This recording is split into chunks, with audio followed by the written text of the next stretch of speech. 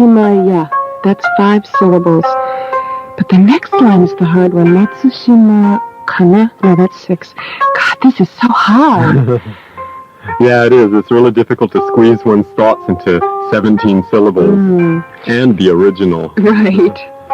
As you may have guessed, Valerie and I are here in the studio trying to assemble the scraps of poetry we wrote in Matsushima into a decent sort of haiku.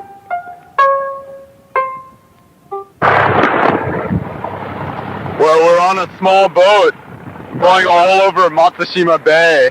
It's great, isn't it, Valerie? Absolutely beautiful. This is probably one of my most memorable moments in Japan so far. Yeah, really. The sun has come out beautifully. It was a little bit gray this morning, but It was completely clouded over when we started out. Yeah. I don't know about you, Jeff, but I'm totally inspired. I've been taking notes as we ride along here with all kinds of ideas for some famous and witty haiku. It really is inspirational. Well, I started out feeling really exhilarated. Yes. But it eventually gives way to a kind of meditative state, doesn't it? Very much so. Yeah. Mm-hmm. And I find that haiku, or trying to think of haiku, is a kind of discipline. Uh-huh. It takes me out of myself. Yes. And makes me look at what's around me. Mm-hmm. Right. I know exactly what you mean. I'm kind of having the same feelings. The islands themselves and the water has taken me outside of myself.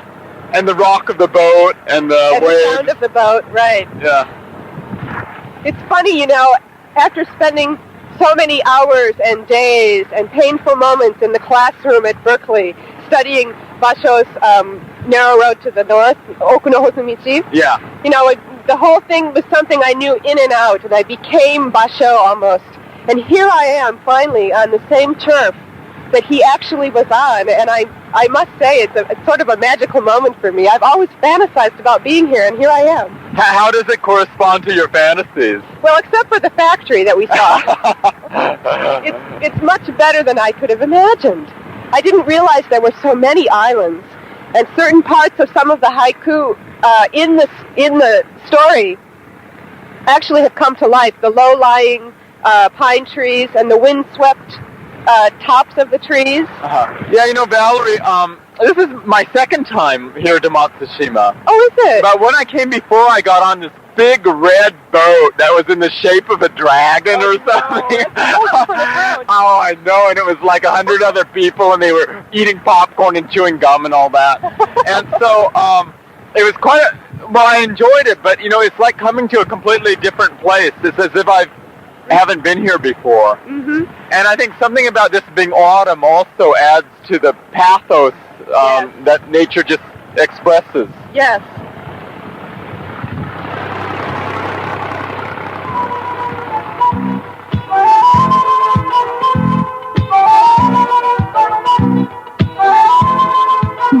After we got off the boat, we crossed a bridge that looked sort of like a mini Golden Gate Bridge and entered a little island where we worked hard at producing our haiku. We became modern Western Matsubashos.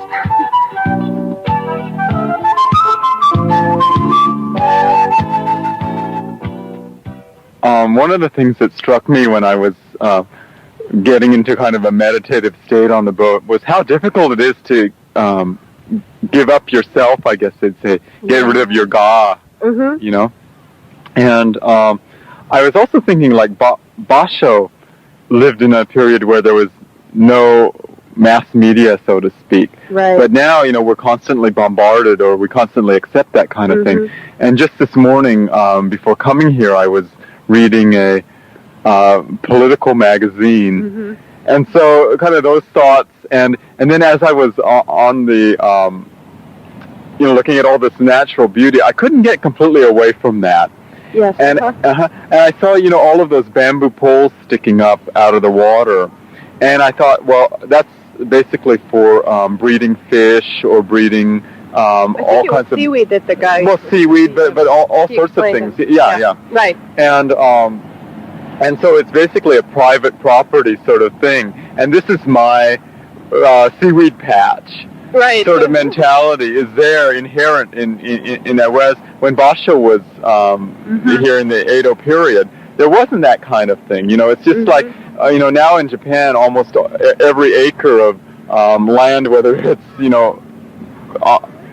the island itself or in the water, is somebody's property. Like the Marine Co-op or somebody. So that really struck me. And then seeing that factory and hearing the motorboat and all of that, it struck me that it's really hard to get into the mentality that it takes to write a haiku. Of course, maybe those things could be a haiku, and I was experimenting with that too. Well, it's a question of I guess we do have to define what haiku is. And for me, it still embodies, or I guess it should embody in my image, the pure elements of nature as that existed in Basho's time. And as you said, with the mass media and these bamboo poles and so forth, it's impossible almost, it feels like, to capture that in the same form. But maybe that's okay. And I was struggling with that in my mind as we were going on the boat too, because I was trying to block out the vision of those bamboo poles because they did bother me somewhat. But that's because I was clinging to the idea that haiku must be what it was when Basho was writing haiku. And we can't be Basho, unfortunately. Well, yeah. And we certainly don't have the kind of natural stimulation around us that he had. And so we do have to work with different elements. But I had a hard time accepting that. As I look over my notes, I was jotting down notes as we were going along on the boat. And if I could call anything a theme here, most of what I see here has to do with what I was very visual. The reflection of the sun on the water, or as I said before, the wake of the boat.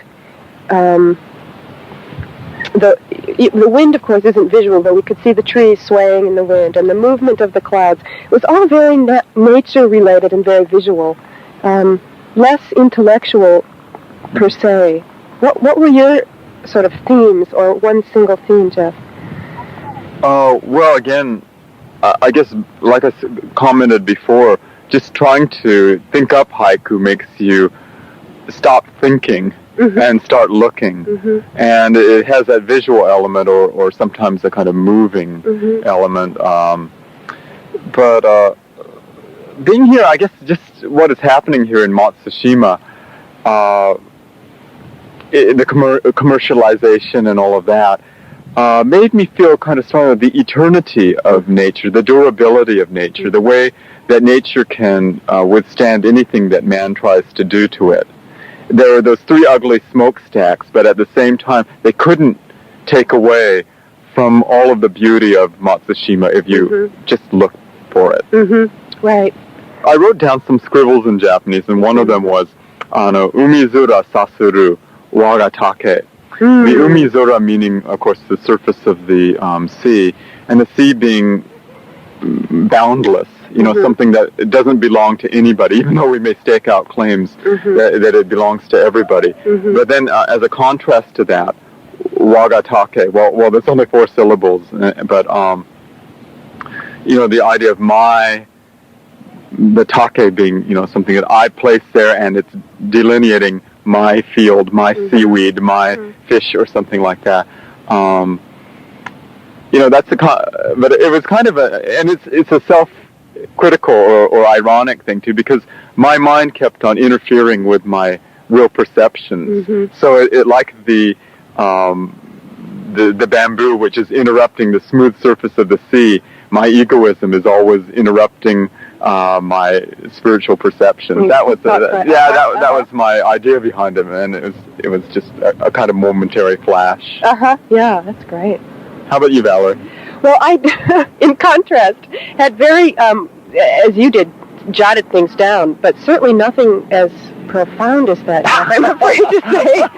Mine were very superficial in the sense. I mean, a couple very expressive of the moment. Matsushima ya kobune ni notte iwashi gumo. It's just very expressive of the moment here in... And again, as you said, your mind kept getting in the way. My mind is saying, express where you are, Matsushima, on a boat, on a small kobune ni notte, and then the seasonal element. You have to have the seasonal element. I'm totally tied to this definition, traditional definition of haiku, iwashigumo. Right. So it's fun, but I'd like to get beyond that, and I hope by the time I have some time to work with these these notes, I can come up with something. Yeah. Well, unfortunately, I don't think I got much beyond that. I did manage to throw in a few more sort of haiku-like exclamations or little particles, perhaps, but I didn't get very far, and I'm nervous about our little presentation here, Jeff. Why don't you start? Oh, no, you have to start, Valerie. Ladies first. Come on. Yeah.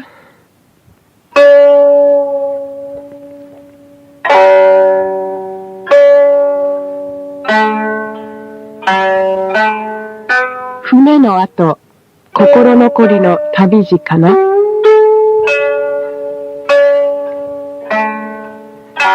Fume no ato, kokoro nokori no tabiji kana? Oh, that was really pretty, Valerie. It brings me back a lot of memories of the trip. Yeah? Yeah, that's nice. Okay, your turn. Shigure no yo, kita tobu karasu, shitori bune. Shigure no yo, kita tobu karasu, shitori bune. Oh, that's great. That's great, Jeff. My next one is a little silly. Hikaru umi, senchou no uta, aki mo sezu. Oh, God. Hikaru umi, senchou no uta, aki mo sezu.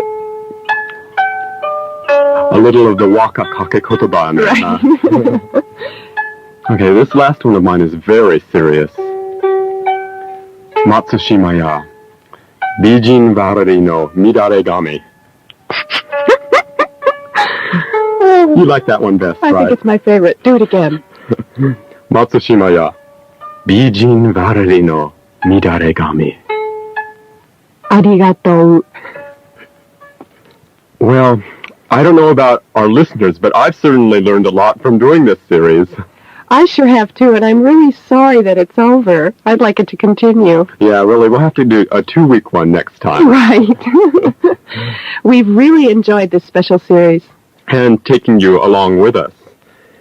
I guess most importantly, we'd like to thank all of the special people in Sendai and the area that cooperated with us in making this program. Yeah, it really was wonderful. It wasn't just what we learned about haiku or the other traditional arts or whatever, but, you know, it was a personal contact. There were so many very special people, not just the people we talk with, but I like the people in Sendai as a whole, didn't you, Valerie? Very much so, yes. Yeah. And also we owe a debt of thanks to the people who wrote into NHK asking them to air this week again. Yes, it gives us a chance to relive those wonderful, wonderful experiences. As well as some of the embarrassment. Right, which unfortunately there was plenty of. Yeah, but I hope we get to have the same embarrassment again another time. Next year, maybe. I'm sure we will. Speaking of next year, we start a new series on Monday, and we hope all of you will join us again for more fun and more English. And lots of new experiences. That's all for today.